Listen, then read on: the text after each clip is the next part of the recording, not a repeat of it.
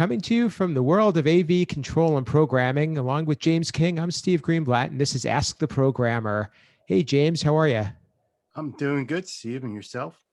I'm doing well. I'm glad to be back, and it's great to be doing another session with you and having the opportunity to talk about AV and programming and serve this audience.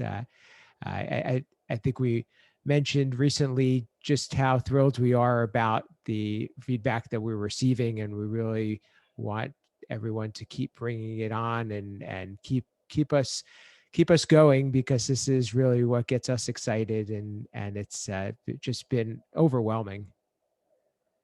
I agree. I mean, the feedback has been awesome. Um, as we mentioned last episode, and even in the beginning of this one, just keep them coming, listeners. Definitely get them to us because this is helping us shape the show for what you guys want. And one in particular we'll call out, Sound and Communications reached out to us on Twitter, and their comment was very cool. It's an undercovered, underaddressed area, so it's filling a need. Nicely done. So thank you guys for putting that out there, and we really appreciate that sentiment, and we're really glad that this is acknowledged this way. And please help us to find more people to get the word out, because that's what's going to make this better. I know that you had someone as well from an area that you are particularly active. Yeah, I actually, from my higher ed AV IT Slack group, Houston sent a comment after our first one saying, "These are awesome. Keep them up. Great work." And that kind of leads us into our current episode that we're talking about today is the community. I know when Steve, you approached to me about this project, that's one thing we both kept talking about was how to build a community, a resource for programmers so that they're no longer feeling like a person on an island trying to figure out the world of syntax by themselves. So the Slack group is one I run, and now it's not just for programming; it's actually for all higher ed AV IT stuff. So it's a broad-reaching one. Um, is there any program ones that you follow or use that our listeners might be able to get on? So, this is an important area, and to your point, what one of the things that I've seen, even with people on my team, is that they would prefer to get answers to questions from other people that are in their shoes, rather than trying to reach out to a manufacturer, let's say, or get the canned response, or try to decipher documentation. So, answering the question, I know Facebook is really active, and it's funny because I use LinkedIn so much more for business, but Facebook seems to be a place where people hang out, and they're sharing their experiences and knowledge. And there's several groups for different manufacturers. Another area too that I know is that the manufacturers on the AV and the control side are putting together forums that are linked to their websites, where they're trying to encourage community and encourage sharing, and it's almost like being crowdsourced, so that their platform can be growing, and they don't necessarily have to be the center of it. So people are helping each other, people are sharing information, and it's creating community. So you know, what we're doing here kind of plays into that a little bit, just taking a slightly different angle. Yeah, I agree. We're definitely building a community here. I, I mean, I know we're still in our infancy stage here. The difference I'm finding, I would say, with ours over, say, the manufacturers or even some of the Facebook groups, and correct me if I'm wrong because I'm very limited on what I do on Facebook, is they're more geared towards one language or Mm. one manufacturer. So, like, if I wanted to learn let's go back to AMX. If I wanted to learn AMX, I would go. I'll admit I am actually a member of I think three Facebook groups. One is Crestron and AMX Programming. Another one's AMX Programmer, and then the third one is BSS Audio Programming. And these are very manufacturer driven. So you're either talking about AMX or you're talking about Crestron, depending on which group you're in. Where like what our last episode we are talking about the future AV, where we're getting away from these manufacturers proprietary languages and using more open source and open languages. um, are are you seeing the same thing, or correct, or am I totally off basis here? Well, so I think that a lot of people, and one of the questions I was going to raise is, how much, how many people are active and how many people are there to listen and to consume.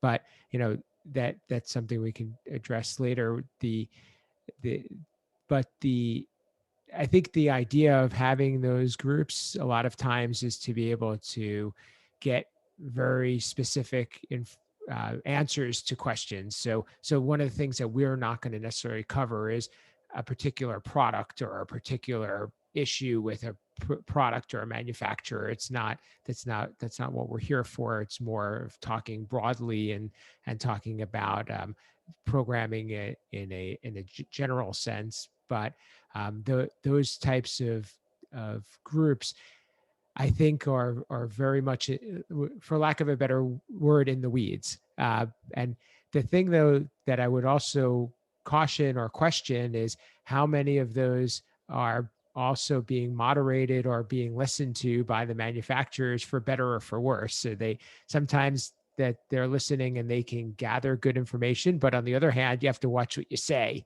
So it could get a little tricky.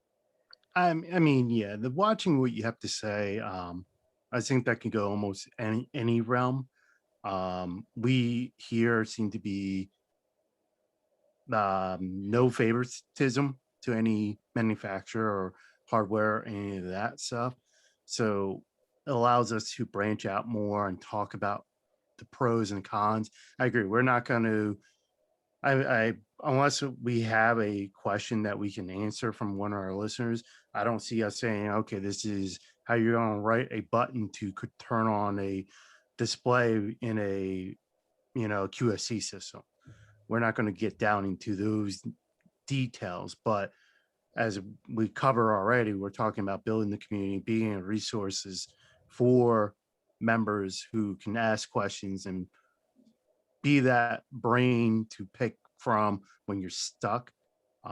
So yeah, it's those manufacturers are listening, and that's good. I actually hope some of them are going to listen to our show as well, because one thing we learned quickly from higher ed is higher education folks do not hold back. We will tell you what we feel of your product, and this is not to knock anything. Is we do like our manufacturers, we like our partners, but we also have a duty to our students to educate them. And if the equipment is not meeting that, or the programming is not meeting that, you're going to hear it from us. And not as a negatory way, but be like more feedback that manufacturers can go back and adjust things. And I know that from, I had a product brought to me and the manufacturer had it in their whole demo thing, and it worked great. I turned to them and I'm like, give it to me for a week. Let me run into in our environment. They did. It didn't work. And they called me and they're like, what do you think of this? I flat out told them, I'm like, this will not work in our environment because X, Y, and Z. Hmm. They made the adjustments and it does work in our environment now. Now, it's not something we are ready to roll out yet. So it's more of a demo phase that we're playing with, but it's definitely, they took the feedback and made the proper adjustments. So that's where I kind of, the moderation is a good and a bad, like you said. That's an interesting way of looking at it. I I know it can get tricky, and for me, I'm always cringing when I know somebody on my team is frustrated because I don't want them to go out and and say something inflammatory because it's not going to help anybody. They, you need to handle that privately, and you need to do it respectfully. But we're also in a little bit of a different situation because we're not the client. We're a service provider that works with these manufacturers, and those relationships are critical to us.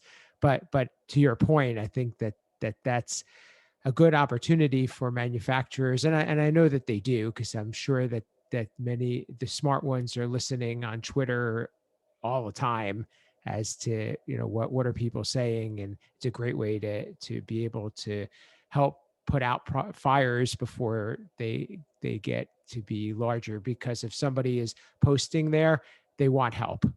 Yeah, I agree. And I think it's your whole approach and goes back to the community and reaching out to like minded people.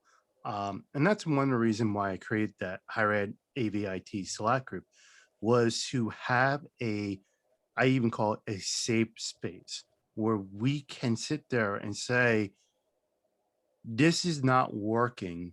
I need help. And you're going to get help, and you're not going to get sell pitches. You're not going to get the can answer. You're going to get down to the weeds of it and get your problem solved one way or another. It's either going to be a resource of reach out to this person, or, you're throwing 112 brains together and trying to figure out the problem.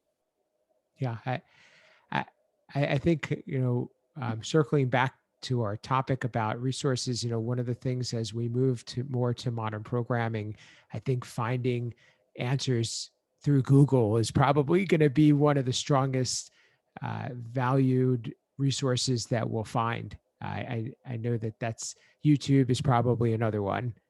Yeah, I agree. I think there's a lot of resources out there for learning to program modern day languages. Um, I think it's now trying to figure out those resources for AV programming. Um, Again, I don't do much diving into the AV programming community. Like I said in I think our first episode, where I felt more like a man on an island. 'Cause it's very niche, very limited scope. I'm branching out and learning, but I've already have communities I work with for my coding of C sharp and HTML and my Pythons. So I'm trying to leverage that into learning the AV stuff when I get into that pickup area. So I guess the question comes in too, because I think that's really important. Is that the are we looking for resources that are more specific uh, to AV and to the usage, and to granular needs, or are we looking for resources for larger how to, and just like figuring out the baseline information that you need to do something. So there's two things, I guess. One is, how do I troubleshoot an issue, and then another one is, how do I get myself involved and advance my understanding and knowledge.